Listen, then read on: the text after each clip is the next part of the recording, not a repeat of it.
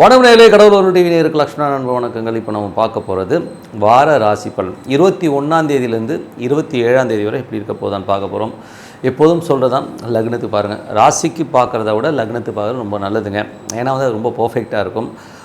முதல்ல வர்றது பொது பலன்கள். அதில் பார்த்திங்கன்னா கடைசியில் வீடியோட எண்டில் டிப் ஆஃப் த வீக் இருக்குது, மறக்காமல் பாருங்கள். இந்த வாட்டி ஒரு காரசாரமான ஒரு விவாதம் இந்த டிப் ஆஃப் த வீக்கில் இருக்குது, மறக்காதீங்க. கணவன் மனைவி பிரச்சனை தீர, பிரிந்தவர்கள் ஒன்று சேர, தகாத உறவில் இருந்து விடுபட, செய்வினையை செய்தவருக்கே திருப்பிவிட, எதிரிகள் உதிரிகளாக, வழக்கில் வெற்றி காண, வியாபாரத்தில் முன்னேற்றம் அடைய, பணம் பொன் பொருள் சேர 11 நாளில் உங்களது அனைத்து பிரச்சனைகளும் கேரள முறையில் பிரசன்னம் பார்த்து சரி செய்யப்படும். உடனே தொடர்பு கொள்ளுங்கள் ஜெயா டிவி புகழ் மேல்மருவத்தூர் ஞானகுரு அவர்களை. சிம்மராசி. சிம்மராசிக்கு பார்த்தீங்கன்னா உங்களது ராசியாதிபதி சூரியன்.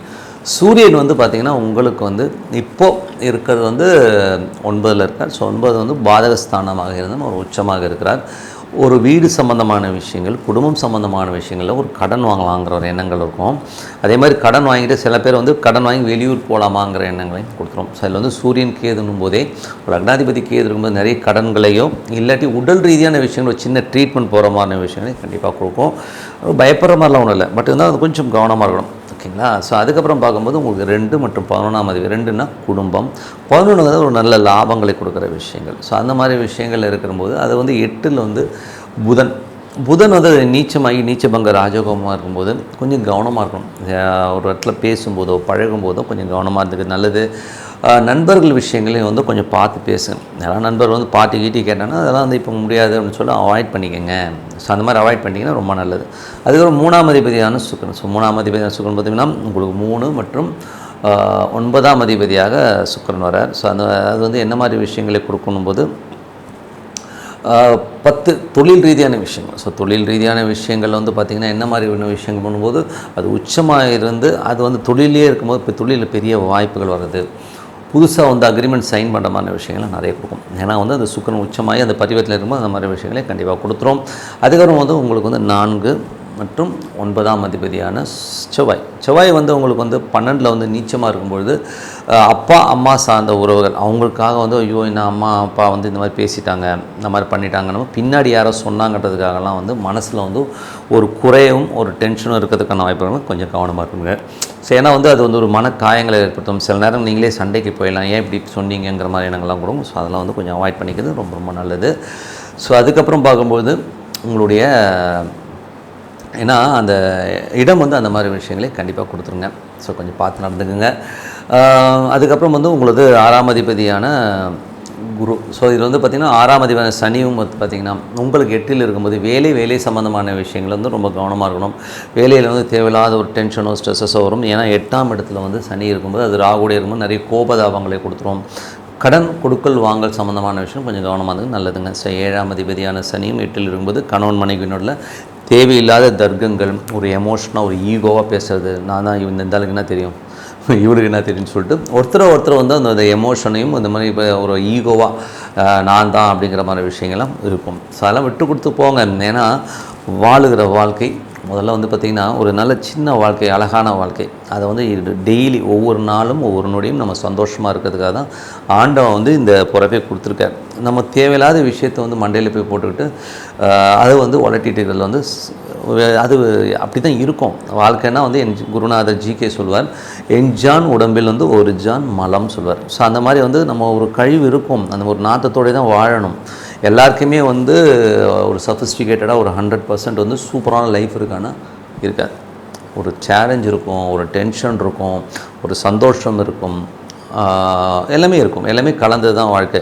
நீங்கள் அது பெரிய கோடீஸ்வரனாக இருக்கலாம், இல்லை அடிமட்ட ஏழையாக கூட இருக்கலாம். ஸோ அதுக்கும் இதுக்கும் சம்மந்தம் கிடையாது.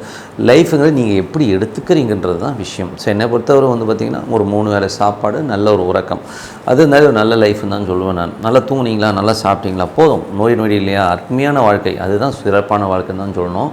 அப்படி இருக்கும்போது நம்ம தேவையில்லாத விஷயத்தெலாம் போட்டுட்டிங்கன்னா லைஃப் டைம் வேஸ்ட் ஆகிடும். ஸோ அதனால் இருக்கிற வாழ்க்கை ஒவ்வொரு நாளும் ஒவ்வொரு நொடியும் சந்தோஷமாக வாழணும் அப்படிங்கிறது தான் அந்த வாழ்க்கையோட எய்மாக வச்சுக்கோங்க. ஏன்னா அந்த மாதிரி வச்சுக்கிட்டிங்கன்னா அது பழக சந்தோஷம் நம்மக்கிட்ட தானாக வருங்கிறது தான் உண்மையான விஷயம்.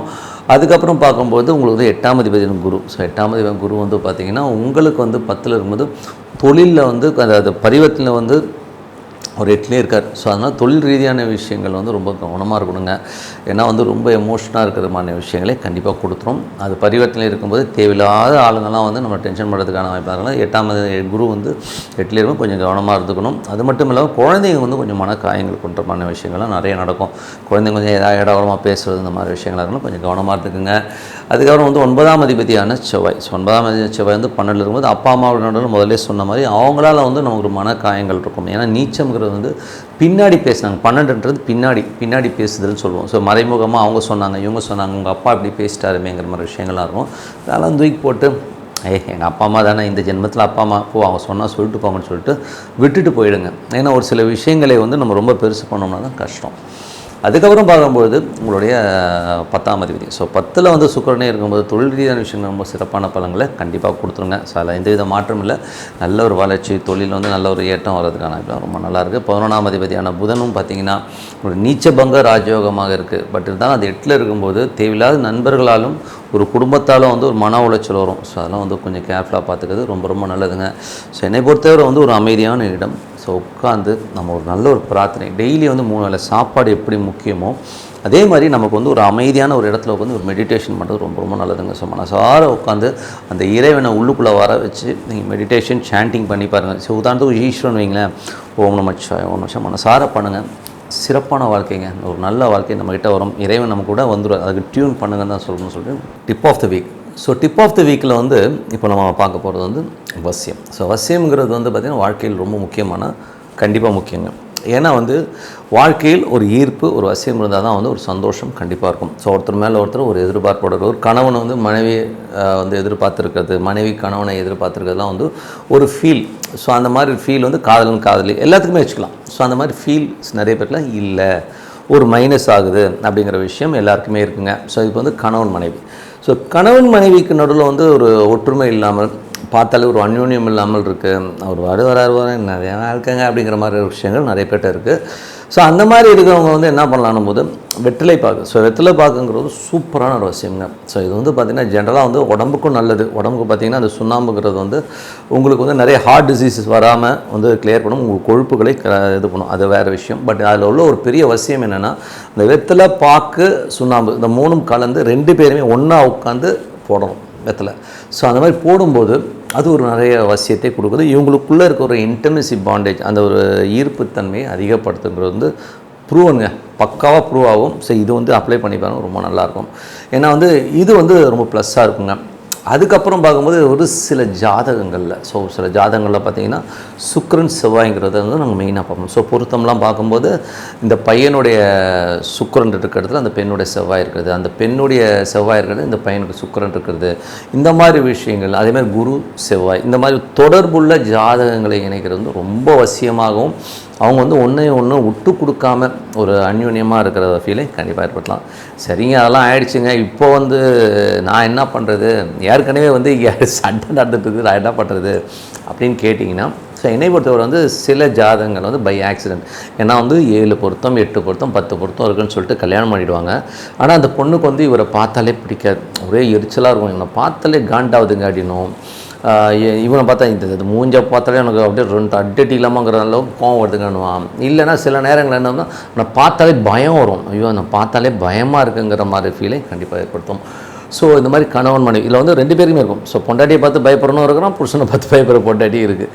ஸோ இவங்களுக்கு என்ன பண்ணலாம் அப்படின்போது, இது வந்து இப்போ எதனால் நடக்குதுன்னும் போது ஒருவருடைய ஜாதகத்தில் இப்போ உங்களுக்கு சுக்கிரன் இருக்கிற இடத்துல அவருக்கு ராகு இருக்கிறது, இல்லை அவங்களுக்கு செவ்வாய் இருக்கிற இடத்துல ராகு இருக்கிறது, இந்த மாதிரி ஒரு காம்பினேஷன், செவ்வாய் ராகு சுக்கிரன் ராகு இந்த மாதிரி ஒரு காம்பினேஷனில் இருக்கும் பொழுது அந்த அந்யோன்யம் இருக்காதுங்க. ஸோ ஒரு பயத்தையும் நடுநடுங்கிட்டே வேலை பார்க்குறது, அந்த மாதிரி எத்தனை வருஷம் இருக்க முடியும்?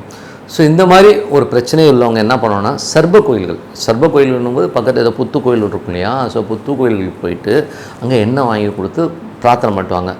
அது வந்து ரொம்ப சூப்பராக ஒர்க் ஆகுங்க. அது வந்து ஆட்டோமேட்டிக்காக சேஞ்ச் ஓவராகி ஒரு நல்ல அந்யோன்யத்தை கண்டிப்பாக கொடுக்கும். இது வந்து நல்ல ஒரு வசியத்தையும் உருவாக்கும். ஸோ இது வந்து கண்டிப்பாக அப்ளை பண்ண. நிறைய சண்டை போட்டுருக்குங்க புருஷன் கொண்டாடிங்கன்னா, வாரத்துக்கு 4 சண்டை போட்டுருவாங்க. வீட்டில் வந்து நிம்மதியாக கண்டிப்பாக நீ சர்ப கோயிலுக்கு போயிட்டு நீங்கள் எண்ணெய் ஊற்றி நீங்கள் வந்து எண்ணெய் கொடுத்து அந்த தீபத்துக்கு எண்ணெய் கொடுங்க. போய் வழிபாடு பண்ணுறோம். கண்டிப்பாக வந்து லைஃப்பில் வந்து ஒரு நல்ல சேஞ்சு நம்ம இடத்துல போகிறதுக்கான வாய்ப்பு ரொம்ப நல்லா இருங்க. ஒரு சிறப்பான மாற்றங்கள்னா பிரார்த்தனை அவசியம். நல்லா பிரார்த்தனை பண்ணுங்கள். உங்களிடம் விடைபெறுவது உங்கள் லக்ஷ்மி நாராயணன். நன்றி, வணக்கம். கடவுள் அருள் டிவியை பார்த்தமைக்கு நன்றிகள். மேலும் இது போன்ற தகவல்களை தெரிந்து கொள்ள கடவுள் அருள் டிவியை சப்ஸ்கிரைப் செய்யுங்கள். மறக்காமல் பெல் ஐக்கானை கிளிக் செய்யுங்கள். கணவன் மனைவி பிரச்சனை தீர, பிரிந்தவர்கள் ஒன்று சேர, தகாத உறவில் இருந்து விடுபட, செய்வினையை செய்தவருக்கே திருப்பிவிட, எதிரிகள் உதிரிகளாக, வழக்கில் வெற்றி காண, வியாபாரத்தில் முன்னேற்றம் அடைய, பணம் பொன் பொருள் சேர 11 நாளில் உங்களது அனைத்து பிரச்சனைகளும் கேரள முறையில் பிரசன்னம் பார்த்து சரி செய்யப்படும். உடனே தொடர்பு கொள்ளுங்கள். ஜெயா டிவி புகழ் மேல்மருவத்தூர் ஞானகுரு அவர்களை.